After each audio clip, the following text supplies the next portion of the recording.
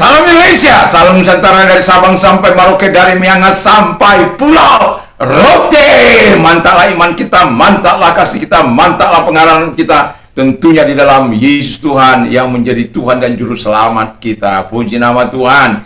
Kiranya damai sejahtera Allah yang melampaui segala akal akan memelihara hati dan pikiran kita di senja hari ini. Tuhan Yesus memberkati kiranya kita dengan sukacita, dengan ikhlas menerima berkat firman Allah dalam kehidupan kita. Puji nama Tuhan. Dan firman Allah saya ambil dalam sebelumnya kita berdoa. Tuhan Yesus, berkati firman-Mu dan biarkan kami terus hidup mengakui Engkau sebagai anak Allah yang menyelamatkan kami. Dalam nama Yesus, haleluya. Amin. Firman Allah saya ambil dalam 1 Yohanes 3 ayat 8, demikian bunyi firman Allah. Barang siapa tetap berbuat dosa berasal dari iblis, sebab iblis berbuat dosa dari mulanya. Untuk inilah anak Allah menyatakan dirinya, yaitu supaya ia membinasakan perbuatan-perbuatan iblis. Jadi tugas dari anak Allah itu dalam pembacaan ini kita lihat jelas bahwa ia akan membinasakan pekerjaan-pekerjaan iblis yang senantiasa, kalau kita tahu iblis itu akan terus menggoda manusia.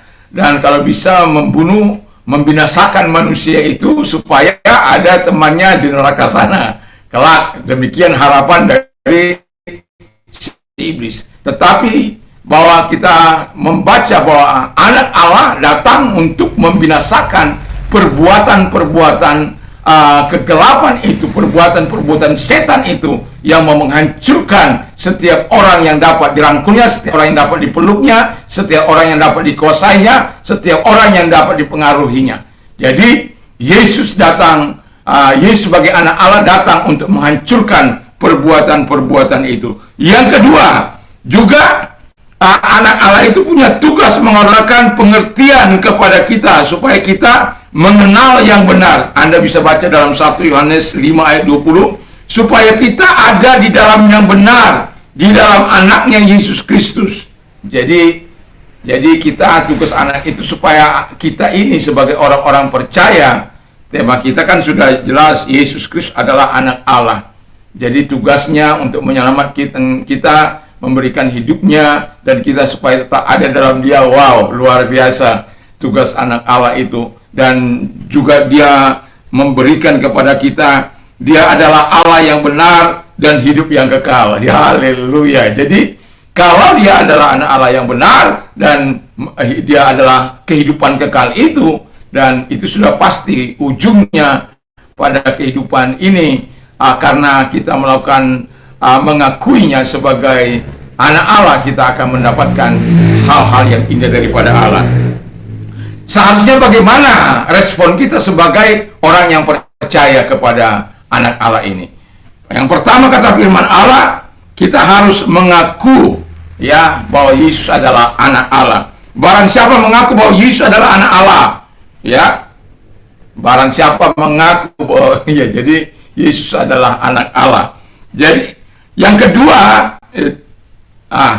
akibatnya Allah tetap berada di dalam dia dan dia di dalam Allah. Haleluya. Jadi 1 Yohanes 4 ayat 15. Lalu yang kemudian yang kedua adalah percaya. Siapakah yang mengalahkan dunia selain daripada dia yang percaya bahwa Yesus adalah anak Allah. 1 Yohanes 5 ayat 5. Jadi jelas di sini ketika kita Yesus sebagai anak Allah mengambil tugas dan tanggung jawabnya untuk tetap menghancurkan pekerjaan setan, lalu membuat kita tetap berada dalam dia dan tetap memberikan kepada kita pengertian kepada hal-hal hal-hal kebenaran firman Allah. Dan kemudian apa yang terjadi kalau kita sudah mengaku percaya? Alkitab mengatakan respon yang benar, hidup kekal dalam 1 Yohanes 5 ayat 13.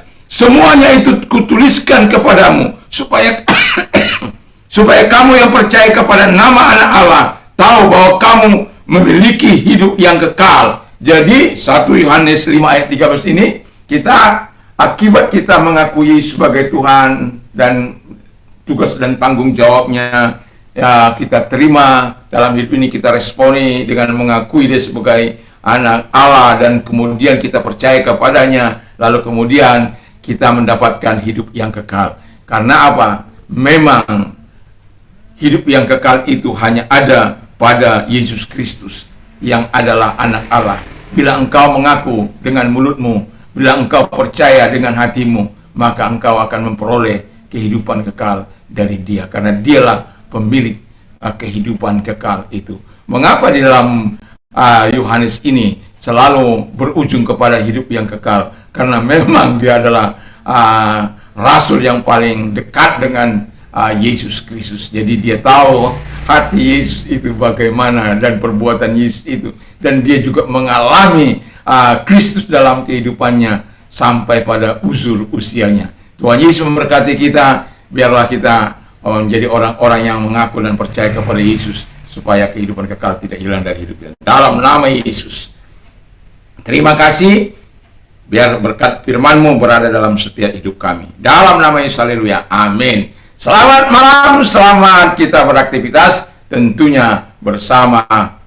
Selamat kita beristirahat, tentunya bersama dengan Tuhan Yesus Kristus. Tuhan Yesus memberkati. Mantap, mantap, mantap, mantap.